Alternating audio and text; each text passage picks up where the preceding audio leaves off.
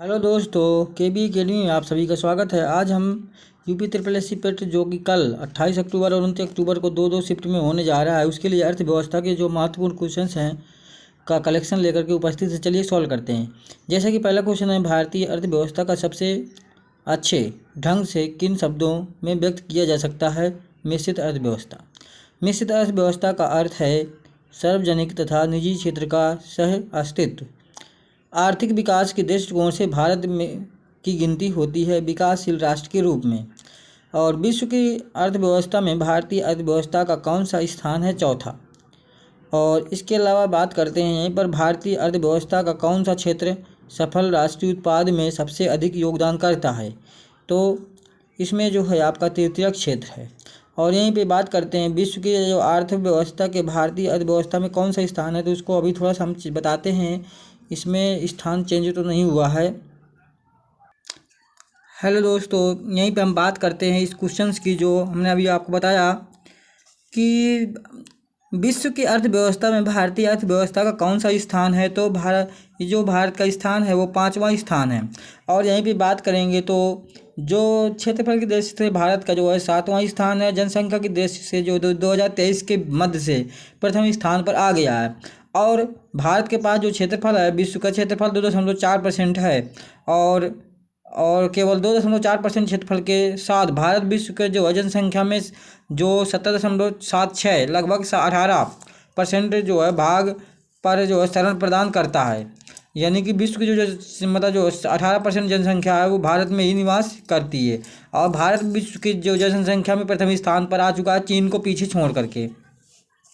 और इसके बाद बात करेंगे, यहाँ पर देख सकते हैं भारत की कुल श्रम शक्ति का लगभग कितना भाग कृषि में लगा हुआ है? तो 60%। 60 से जो है 70 यहाँ पर कह सकते हैं, देख सकते हैं यहाँ पर 64% यहाँ पर होना चाहिए लगभग जो है, क्योंकि 60 से 70% लोग जो है कृषि करते हैं। और तो 64% को हम सही मानेंगे। भारत में अधिकतर बेरोजगारी किस प्रकार की है? संरचनात्मक। भारत में बेरोजगारी के आंकड़े एकत्रित करने एवं प्रकाशित करता है कौन? तो ये है आपका NSSO। भारत में बेरोजगारी की किस किस्म में पाई जाती है? भारत में बेरोजगारी की किस्म पाई जाती है तो उपरोक्त सभी: ग्रामीण अल्प रोजगार, चक्रीय बेरोजगारी, संरचनात्मक बेरोजगारी। कृषि के में मूलतः किस प्रकार की बेरोजगारी प्रधानता देखने को मिलती है? अदृश्य बेरोजगारी। कृषि में बेरोजगारी का स्वरूप देखने को मिलता है आपका उपरोक्त सभी। भारत में ग्रामीण क्षेत्रों में कौन सी बेरोजगारी सर्वाधिक पाई जाती है? उपरोक्त सभी। मौसमी बेरोजगारी, अदृश्य बेरोजगारी। वर्तमान समय में देश में किस प्रकार की बेरोजगारी की समस्या बहुत गंभीर समस्या बनी हुई है? तो वो है शिक्षित बेरोजगारी। छिपी हुई या अदृश्य बेरोजगारी क्या है? सीमांत भौतिक उत्पादकता शून्य होती है। छिपी हुई या अदृश्य बेरोजगारी इसी को कहा जाता है। राज्य एवं राष्ट्रीय स्तर पर गरीबी का अनुमान लगाने के लिए योजना आयोग किसके सूत्र पर प्रयोग करता है? योजना आयोग जो है अब इसी को नीति आयोग के नाम से भी जाना जाता है। तो टी लाकड़ावाला। स्वतंत्र भारत की पहली औद्योगिक नीति कब घोषित की गई थी? तो 1951 में। भारत में बेरोजगारी का स्वरूप नहीं है तो वो है चक्रीय बेरोजगारी। इसके बाद आप लोग क्वेश्चन देख सकते हैं आगे। जैसे ये क्वेश्चन है आपका, राष्ट्रीय ग्रामीण विकास संस्थान कहाँ अवस्थित है? तो ये है हैदराबाद में। योजना आयोग यानी नीति आयोग किसके सर्वेक्षणों के आधार पर निर्धनता रेखा से नीचे के लोगों का आकलन करता है? राष्ट्रीय नमूना सर्वेक्षण संगठन। और संरचनात्मक बेरोजगारी का कारण है तो इसमें जो है अपर्याप्त उत्पादन क्षमता। अब यहीं पे भारत की राष्ट्रीय आय के बारे में बताया जाएगा। भारत की जो राष्ट्रीय आय अनुमानित होती है तो कौन अनुमानित होती है? केंद्रीय सांख्यिकी संगठन द्वारा। और इसी को CSO भी बोला जाता है। भारत की राष्ट्रीय आय में सर्वाधिक योगदान है तो वो है विनिर्माण क्षेत्र का। भारत की राष्ट्रीय आय का प्रमुख स्रोत है सेवा क्षेत्र, सर्विस फील्ड। एंड योजना काल के राष्ट्रीय आय में किस क्षेत्र का योगदान घटा है? कृषि। इसके बाद वर्तमान में भारत की राष्ट्रीय आय में किस क्षेत्र का सर्वाधिक योगदान है? वो है सेवाएं। इसके बाद आप लोग देख सकते हैं जैसे जैसे अर्थव्यवस्था विकसित होती है राष्ट्रीय आय में तृतीय क्षेत्र का अंश बढ़ता जाता है। और प्रोफेसर महालनोबिस की अध्यक्षता में राष्ट्रीय आय समिति का गठन कब किया गया था, तो वो है 1949 में। केंद्रीय सांख्यिकी संगठन CSO की स्थापना कब की गई थी, 1954 में। वेरी वेरी इंपॉर्टेंट क्वेश्चन है ये। आगे बात करते हैं मुद्रा एवं बैंकिंग। भारत की विधिग्राह्य मुद्रा है रुपया। यहाँ आप देख सकते हैं मुद्रा संकुचन का कारण होता है, तो मुद्रा संकुचन का कारण होता है माल व सेवाओं की पूर्ति की तुलना में मुद्रा की पूर्ति में कमी। निम्न में से कौन मुद्रा आपूर्ति नियंत्रण में सहायक नहीं है। मुक्त बाजार नीति। वह अवस्था जिसमें मुद्रा का मूल्य गिर जाता है और कीमतें बढ़ जाती हैं उसे मुद्रास्फीति कहा जाता है। इसी तरह के क्वेश्चंस कल के एग्जाम में देखने को मिलेंगे। मुद्रास्फीति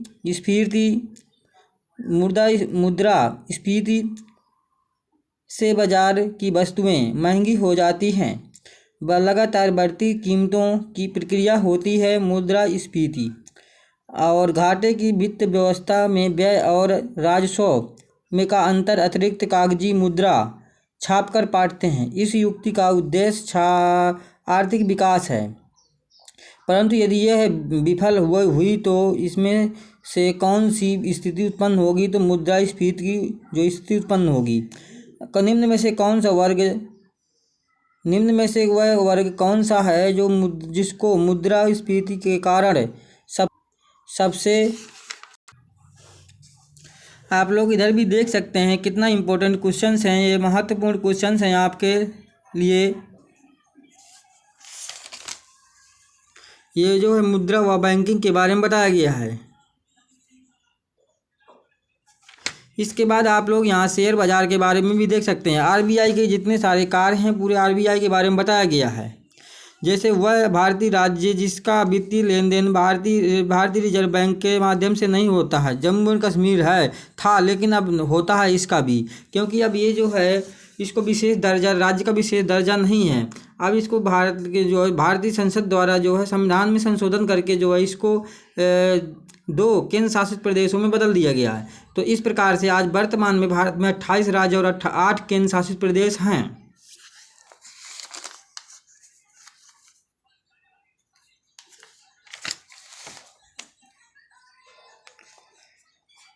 दलाल स्ट्रीट कहाँ स्थित है, मुंबई में है। निफ्टी निम्न में से किसका शेयर उस बाजार का मूल्य सूचांक होता है, तो NSE का। भारत का 24वां स्टॉक एक्सचेंज का है, तो वो है SEKL Thiruvananthapuram.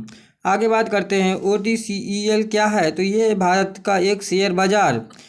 Important question. Dough Jones है तो ये न्यूयॉर्क स्टॉक एक्सचेंज का शेयर बाजार सूचकांक है। निक्की क्या है, तो टोक्यो स्टॉक एक्सचेंज का शेयर मूल्य सूचकांक है।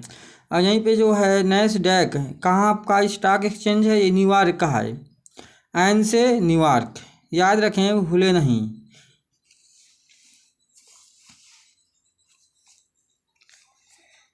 भारत में ऊर्जा भंडार। अब ऊर्जा भंडार के बारे में बात करेंगे। देख सकते हैं आप लोग बहुत ही महत्वपूर्ण क्वेश्चन है। भारत में प्रथम जल विद्युत उत्पाद शक्ति गृह 1897 में कहाँ स्थापित किया गया था, वो है दार्जिलिंग में। Very very important question. Hirakud जल विद्युत परियोजना किस राज्य की प्रमुख बहुउद्देशीय परियोजना है, तो वो है उड़ीसा। तीस्ता जल विद्युत परियोजना कहाँ स्थित है, सिक्किम में। आगे बात करते हैं ताला जल विद्युत परियोजना किस देश के साथ भारत की संयुक्त परियोजना है, भूटान। निम्न में से कौन सी परियोजना राउरकेला स्टील संयंत्र के लिए बिजली उपलब्ध कराती है, वो है आपका हीराकुंड बांध परियोजना। इस तरह से आप लोग महत्वपूर्ण क्वेश्चंस यहाँ पर देख सकते हैं। अब आगे बात करते हैं, इस तरफ देख लीजिए, बहुत ही महत्वपूर्ण क्वेश्चन है, टॉपिक वाइज लेकर के आए हुए हैं। जैसा कि हम अब इसी समय जो है भारत में ऊर्जा के भंडार के बारे में बता रहे हैं। सबसे पहले हम बात करेंगे यहाँ पर परमाणु ऊर्जा आयोग का गठन किस वर्ष हुआ था, 1948 में हुआ था। ऊर्जा उत्पादन के मामले में भारत का विश्व में कौन सा स्थान है, तो वो है आपका 5वां। यहाँ पे 11वां बताया गया है, 11वां स्थान है। लेकिन अलग अलग जैसे ऊर्जा के क्षेत्र में, जैसे जल विद्युत से विद्युत उत्पादन में विश्व में भारत का तीसरा स्थान है। वहीं पर सौर ऊर्जा के मामले में भारत का विश्व में चौथा स्थान है, सौर ऊर्जा से ऊर्जा मतलब जो विद्युत ऊर्जा बनाने में। और इसके अलावा देख सकते हैं भारत का विश्व का सबसे बड़ा ऊर्जा उत्पादक उपभोक्ता देश है, तो किस नंबर का, ये चौथे नंबर में हो गया है अब। आगे बात करते हैं, परमाणु शक्ति संपन्न राष्ट्रों में भारत का विश्व में कौन सा स्थान है, छठा स्थान है। इसके बाद आप लोग देख सकते हैं यहाँ पर जितने भी महत्वपूर्ण, कैगा परमाणु विद्युत संयंत्र कहाँ स्थित है, तो ये जो है आपका अवस्थित है, ये जो आपका कर्नाटक में है। कल्पक्कम परमाणु उपग्रह स्थित है, तो वो है तमिलनाडु में।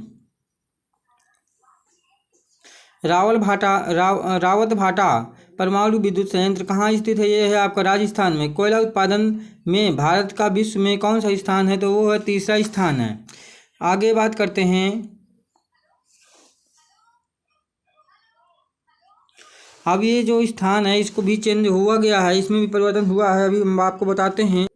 हाँ दोस्तों, ये तीसरा स्थान ही है, बिल्कुल करेक्ट है, इसमें कोई डाउट नहीं है, क्योंकि भारत जो है विश्व में कोयला उत्पादन में तीसरे नंबर पर आता है।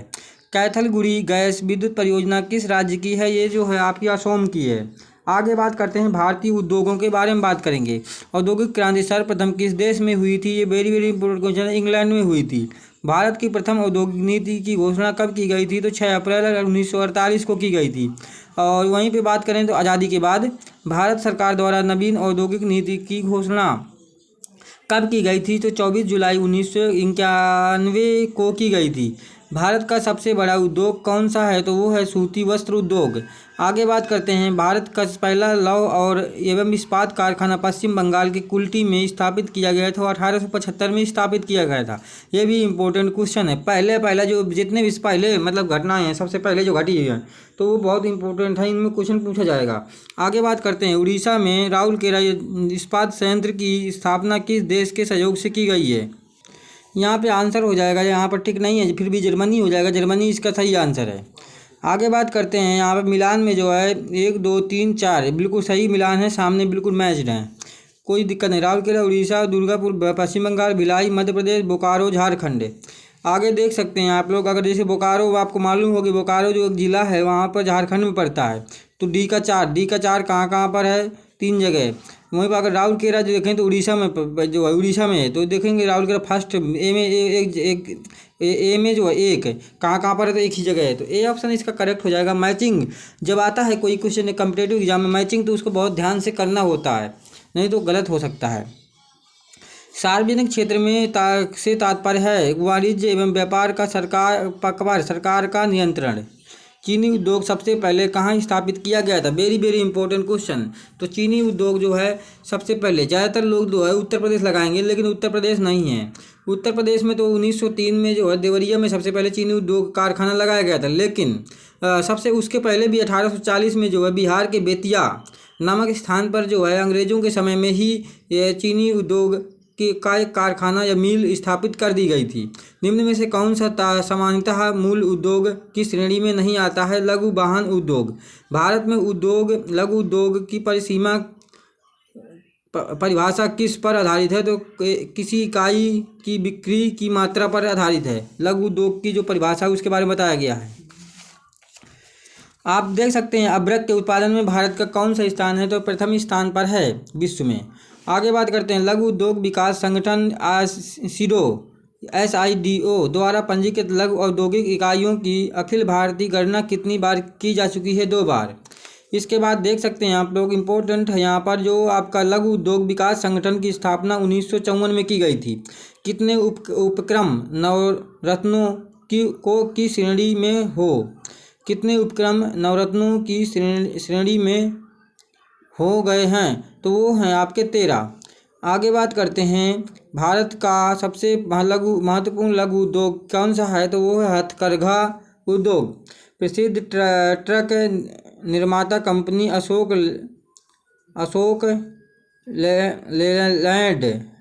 लेलैंड का स्वामित्व किस कंपनी के पास है, तो हिंदुजा। चीनी उत्पादन में भारत का विश्व में कौन सा स्थान है, प्रथम। चीनी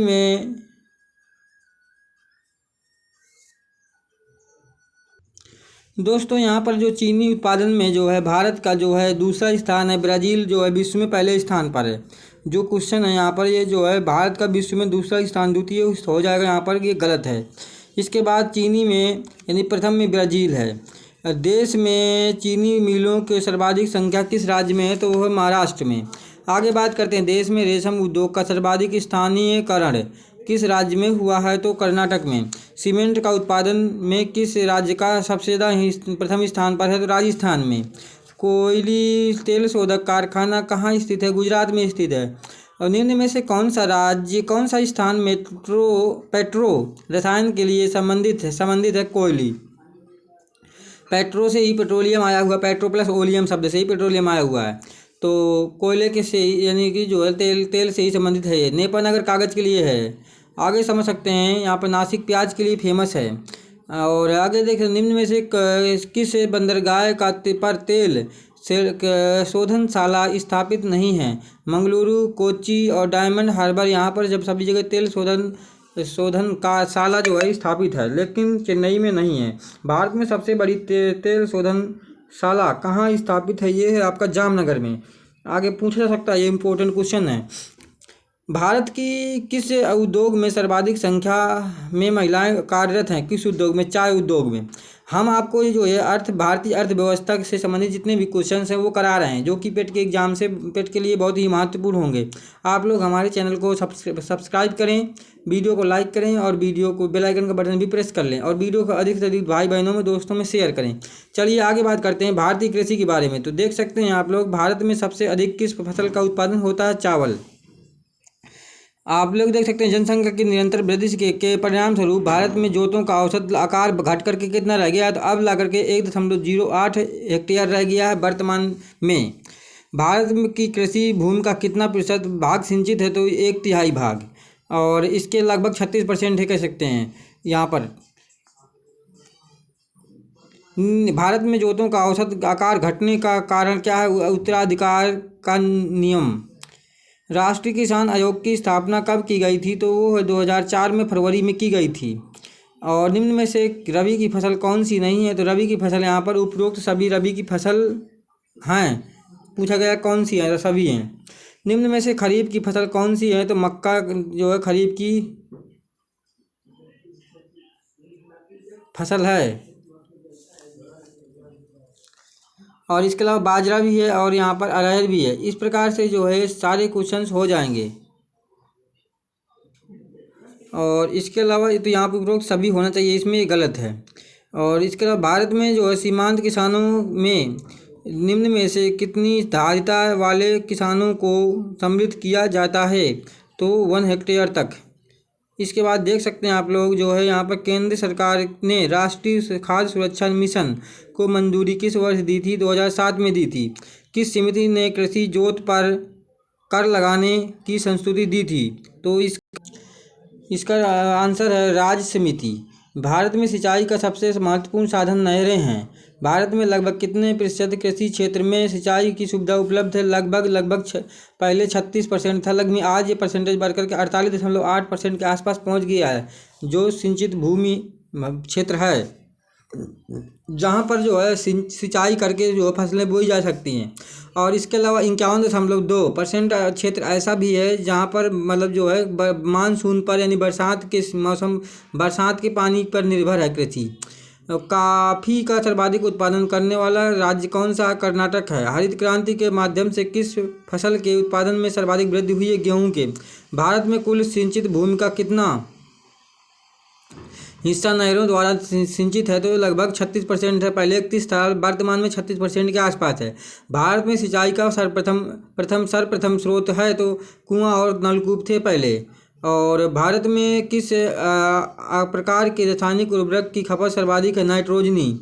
निम्न किस प्रकार के उर्वरकों की पूर्ति के लिए भारत पूर्णतः आयातों पर निर्भर है, तो वो पोटेशियम और इसके अलावा पोटैशिक। भारत की फसलों के अंतर्गत सर्वाधिक उत्पादित किया जाता है, तो केला। फलों में भारत में फलों में के अंतर्गत सर्वाधिक उत्पादन किया जाता है, तो केला। और इसके अलावा भुसावल जो क्षेत्र जो होता है, जो महाराष्ट्र का भुसावल क्षेत्र है, वहाँ पर जो केला की खेती बहुत ज़्यादा होती है। भारत में ऑपरेशन फ्लड या श्वेत क्रांति का सूत्रधार कौन माने जाते हैं, तो वो है वर्गीज कुरियन। यहाँ पे इम्पोर्टेंट देखें, ये दोनों क्वेश्चन ही पेट में पूछे जा चुके हैं पहले। और भारत में ऑपरेशन फ्लड या श्वेत क्रांति के जो सूत्रधार कौन माने जाते हैं, वो हैं वर्गीज कुरियन। और हरित क्रांति का जनक किन्हें माना जाता है, नॉर्मन बोरलॉग को। और भारत में भारतीय राज्यों में दूध की प्रति व्यक्ति सर्वाधिक दैनिक उपलब्धता कितनी है, पंजाब में सबसे ज़्यादा उपलब्धता है। भारत में हरित क्रांति का जनक किसे माना जाता है, MS स्वामीनाथन को माना जाता है। वेरी वेरी इंपॉर्टेंट क्वेश्चन है ये, विश्व लेवल पर माना गया। हरित क्रांति, विश्व में हरित क्रांति का जनक किन्हें माना जाता है, तो नॉर्मन बोरलॉग को। क्वेश्चन पर ध्यान दें, भारत में हरित क्रांति का जनक किन्हें माना जाता है, तो MS स्वामीनाथन को माना जाता है। और श्वेत क्रांति के जो जनक हैं या सूत्रधार हैं, उन्हें किसको माना जाता है, तो वो है आपका वर्गीज कुरियन। इसके अलावा देख सकते हैं नीली क्रांति का संबंध किससे है, तो नीली क्रांति का संबंध जो है वो आपका मत्स्य से है। इसके अलावा देख सकते हैं आप लोग इंपॉर्टेंट क्वेश्चन है, मत्स्य उत्पादन में भारत का विश्व में कौन सा स्थान है, छठा स्थान है। एशियाई मत्स्य उत्पादन क्षेत्रों में प्रथम स्थान किस देश का है, चीन का है। एशियाई मत्स्य उत्पादन देशों में भारत का स्थान कौन सा है, दूसरा है। इसके बाद परिवहन संचार के बारे में भी आप लोग देख सकते हैं, भारत में प्रथम रेलवे लाइन कब बिछाई गई थी, 1853 में, डलहौजी के समय में। और भारत में प्रथम रेलवे लाइन का निर्माण कहाँ से कहाँ हुआ था, बम्बई से थाने हुआ था। और इसके बाद देख सकते हैं भारतीय रेलवे कितने जोन में विभाजित है, तो इस समय जो है वर्तमान में इस समय भारतीय रेलवे में जो है 17 जोन है, बिल्कुल करेक्ट आंसर है, इसमें कोई डाउट नहीं है। और 70 डिवीज़न हैं। आगे बात करते हैं, यहीं पर जो है आपका भारतीय रेलवे सर्वाधिक किस प्रकार के रेलवे लाइन का प्रयोग करता है, तो ब्रॉड गेज। भारतीय रेलवे का विश्व में कौन सा स्थान है, तो ये चतुर्थ स्थान है। और भारतीय रेलवे का एशिया में कौन सा स्थान है, दूसरा स्थान है। और भारतीय रेलवे का सर्वाधिक राजस्व किस से प्राप्त होता है, माल ढुलाई से, यानी भाड़े से, जो कोयला वगैरह है, या मतलब मालगाड़ियों से जो माल ढोया जाता है उससे। भारत में राष्ट्रीय राजमार्ग की कुल लंबाई कितनी है, तो 70,964 किलोमीटर के आसपास है। ये डाटा बढ़ गया होगा। वर्तमान में भारत में जो राष्ट्रीय राजमार्गों की कुल लंबाई है वो लगभग जाकर के 1,37,625 किलोमीटर के आसपास है। ये जो डाटा है 2021 के तक जो है आपको बताया जा रहा है। और ये पिछले 7 वर्षों में लगभग जो है बहुत मतलब जो है लंबाई बढ़ी हुई है। और इसके अलावा बात करते हैं सदा ए सरहद क्या है, तो ये एक जो है आपका भारत पाकिस्तान बस सेवा है। वहीं पे बात करें तो मैंने यहाँ बताया है आप लोगों को 1,37,625 के आसपास आप लोग देख सकते हैं किलोमीटर यहाँ पर हो जाएगा। और इसके अलावा देख सकते हैं आप लोग खुला आकाश नीति क्या है, तो नगर विमानन मंत्रालय द्वारा निर्यात संवर्धन के लिए प्रारंभ की गई योजना का नाम। सर्वाधिक सड़कों वाला राज्य महाराष्ट्र है। ग्रैंड ट्रंक रोड निम्न में से किस शहर से नहीं गुजरता है, जयपुर से। इसके अलावा आप लोग यहाँ भी देख सकते हैं इंपॉर्टेंट क्वेश्चन है। अब हम वीडियो बहुत लॉन्ग हो जाएगी इसलिए हम बढ़ाते हैं क्वेश्चंस को। भारत में नागरिक विमानन का शुभारंभ कब हुआ था, तो 1912 में हुआ था। भारतीय राजमार्ग परियोजना के तहत कितने महानगरों को आपस में जोड़ने का प्रयोग किया गया है, तो वो 4। स्वदेश निर्मित प्रथम बहुउद्देशीय यात्री विमान कौन सा है, तो वो सारस है। वहीं पे बात करेंगे यहाँ पर जो है राजस्व के बारे में। वर्तमान में भारत में सेवा कर की दर क्या है, तो सेवा कर की दर वर्तमान में 15% है। और इसके अलावा बात करेंगे भारत सरकार की कुल आय कर आय में सर्वाधिक योगदान होता है केंद्रीय आबकारी कर का। भारत की अधिकतम कर आय प्राप्त होती है तो केंद्रीय उत्पाद शुल्क से। भारत में मूल्य वर्धित कर वैट कब लागू किया गया था, तो 2005 में लागू किया गया था। सबसे पहले पंजाब में लागू किया गया था। आगे बात करते हैं दोस्तों, यहाँ पर जो हमने अभी बताया वैट को जो लगाने वाला जो भारत का पहला राज्य था वो जो है 1986 में जो है वैट को शुरुआत की गई थी। और वैट लगाने वाला जो भारत का पहला राज्य था वो हरियाणा था, पंजाब नहीं था। और इसके अलावा बात करते हैं आगे, तो यहाँ पर निम्न में से प्रत्यक्ष करों में से किस कर से सरकार को अधिकतम राजस्व की प्राप्ति होती है, निगम कर। राजकोषीय घाटे और बजटीय घाटे का अंतर किसके बराबर होता है, सार्वजनिक ऋण के। भारत में आयकर है प्रत्यक्ष एवं अनुपातिक। भारत में नियोजित मॉडरेट, जो मॉडरेट क्या होता है का संबंध है तो व्यापार कर से है। भारत में नियोजित विकास, भारत में आर्थिक नियोजन का स्वरूप है कैसा है, उपरोक्त सभी हो जाएगा। भारत में आर्थिक नियोजन के प्रमुख उद्देश्य, तो उपरोक्त सभी हो जाएगा यहाँ भी। इसके बाद देख सकते हैं आप लोग क्वेश्चन जितने भी हैं यहाँ पर, जैसे कि दोनों क्वेश्चन बहुत इंपॉर्टेंट है। भारत में आर्थिक नियोजन का स्वरूप विकेंद्रीय, निर्देशात्मक, समाजवादी एवं पूंजीवादी। भारत में आर्थिक नियोजन के मुख्य उद्देश्य आर्थिक समृद्धि एवं आत्मनिर्भरता, पूर्ण रोजगार के साथ आर्थिक असमानताओं में कमी, गरीबी उन्मूलन एवं आधुनिकीकरण तो सभी है। भारत में योजना के संबंधित सबसे पहला विचार प्रस्तुत करने वाले का श्रेय किसे जाता है तो वो है एम विश्वेश्वरैया को जाता है। राष्ट्रीय विकास परिषद का गठन कब किया गया था? 1952 में किया गया था। वेरी वेरी इंपॉर्टेंट क्वेश्चन है ये भी इंपॉर्टेंट है। भारत में योजना की अवधारणा कब स्वीकार की गई थी? तो योजना की अवधारणा जो है 1950 में स्वीकार की गई थी। पंचवर्षीय योजना बनाने का जिम्मेदारी किसकी है? योजना आयोग की है, जिसको आज नीति आयोग के नाम से जाना जाता है। और पंचवर्षीय योजना की ड्राफ्ट रूपरेखा का अनुमोदन कौन करता है तो वो है राष्ट्रीय विकास परिषद, और जिसकी स्थापना 1952 में की गई थी। पंचवर्षीय योजना का अंतिम प्रारूप है कौन प्रस्तुत करता है तो वो है राष्ट्रीय विकास परिषद। भारत में आर्थिक नियोजन कब प्रारंभ हुआ था तो 1 अप्रैल 1951 को प्रारंभ हुआ था।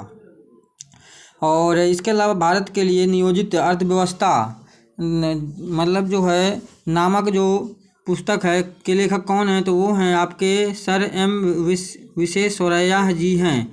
योजना आयोग का गठन कब किया गया था? 1950 में, यानी नीति आयोग जिसे कहते हैं आज की डेट में। भारत में नियोजित आर्थिक विकास का शुभारंभ कब हुआ था? 1951 में। योजना आयोग का अध्यक्ष होता है प्रधानमंत्री। राष्ट्रीय विकास परिषद का अध्यक्ष कौन होता है तो वो है प्रधानमंत्री। आर्थिक नियोजन विषय है तो एक समसूची का विषय है कि योजना आयोग के द्वारा अब तक कितनी पंचवर्षीय योजनाएं बनाई जा चुकी हैं तो 12 पंचवर्षीय योजनाएं बनाई जा चुकी हैं।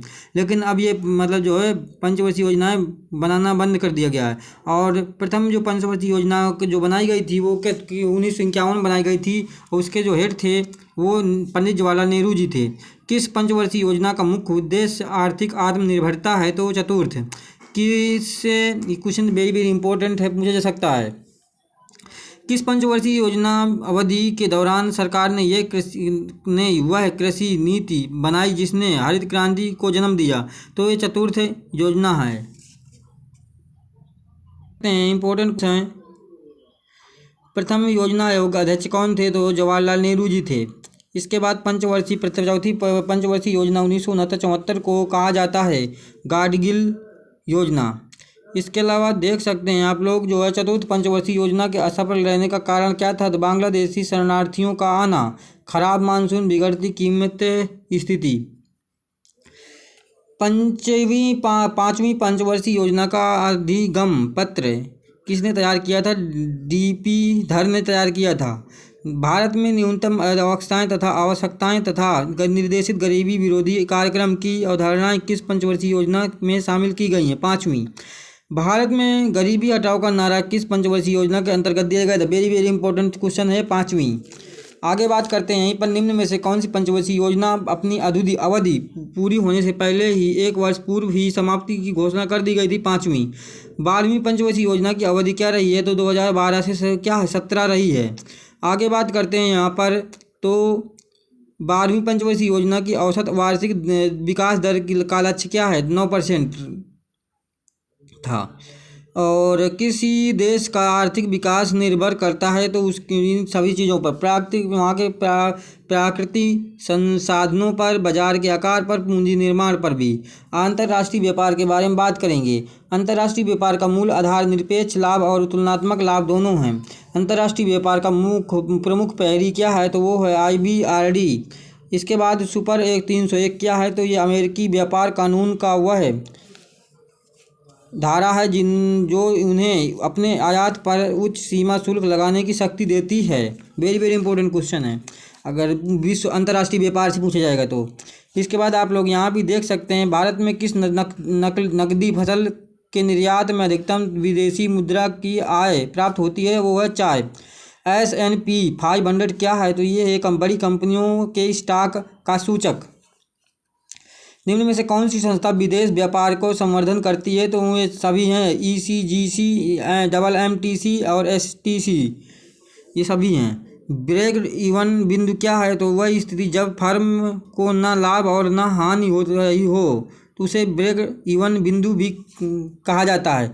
तो ये वेरी वेरी इंपॉर्टेंट क्वेश्चन है 200 नंबर वाला। भारत का द्वारा सबसे अधिक विदेशी मुद्रा किस पदार्थ के आयात पर व्यय की जाती है? पेट्रोलियम पदार्थ पर। मुक्त व्यापार का क्या तात्पर्य है? तो आयात एवं निर्यात पर कोई प्रतिबंध नहीं होता, उसे मुक्त व्यापार कहा जाता है। और इसी के साथ ही माल के आयात में के लिए विदेशी विनिमय की अनुमति कौन देता है? तो आरबीआई देता है। निम्न में से किस, ये भी इम्पोर्टेंट क्वेश्चन है ये 204 नंबर वाला, निम्न में से किस एक जगह मुक्त व्यापार क्षेत्र नहीं है? तो वो है आपका तिरुवनंतपुरम में। और आगे बात करते हैं यहाँ पर, तो आपका जो है भारत में विदेशी व्यापार की दृष्टि से सर्वाधिक महत्वपूर्ण देश कौन सा है? तो वो है संयुक्त राज्य अमेरिका। संयुक्त राज्य अमेरिका जो है भारत के साथ व्यापारिक रिश्ते को देखा जाए तो महत्वपूर्ण केंद्र बन जाता है विदेशी व्यापार के मामले में। आर्थिक समितियाँ, तारो समिति का संबंध था तो वो है पूंजी खाते की परिवर्तनशीलता से। आगे बात करते हैं चंद्रशेखरन समिति किससे संबंधित है? वो शेयरों से। रंगराजन समिति की रिपोर्ट की विषय वस्तु क्या थी? देख सकते हैं आप लोग, यहीं पर बहुत ही महत्वपूर्ण क्वेश्चन हैं ये पूरे, आप लोग देख सकते हैं। वेतन निधि सिद्धांत को प्रतिपादित किसने किया था? तो वो है जेएस गिल ने। विज्ञापन देने के लिए होने वाले खर्च को क्या कहते हैं? तो विक्रय लागत कहा जाता है। इसके साथ ही समझ सकते हैं कि निम्न में से किस समिति का संबंध अप्रत्यक्ष कर से था? तो रेखी समिति। और इसके अलावा देख सकते हैं आप लोग यहाँ पर, ये रेखी समिति था, यहाँ पर थोड़ा सा मिस्टेक हुई है, हम जल्दबाजी में यहाँ पर आप लोग सही कर लेंगे, रेखा समिति बोल दी थी हमने, रेखी समिति है ये। और इसके अलावा देख सकते हैं आप लोग, कर संरचना संबंधी सुधारों के लिए गठित एक समिति थी तो वो है चलाजा समिति। लास्ट क्वेश्चन हमारा बचता है जो यहाँ पे देख सकते हैं आप लोग, सार्वजनिक वितरण प्रणाली से संबंधित समिति कौन सी थी? तो वो है वेणुगोपाल समिति। और औद्योगिक, इसको हो गया, कुछ नहीं है। वर्तमान समय में भारतीय कागजी मुद्रा कितने मूल्य वर्ग में मुद्रित की जाती है? 7। और ट्राई का फुल फॉर्म पूछा गया है, लास्ट क्वेश्चन है 220 नंबर का जो लास्ट क्वेश्चन है, वो ट्राई का फुल फॉर्म क्या है? तो इसका फुल फॉर्म होता है telecom regulatory authority of India. चलिए मिलते हैं नेक्स्ट वीडियो में नई अपडेट के साथ। जय हिंद, जय भारत।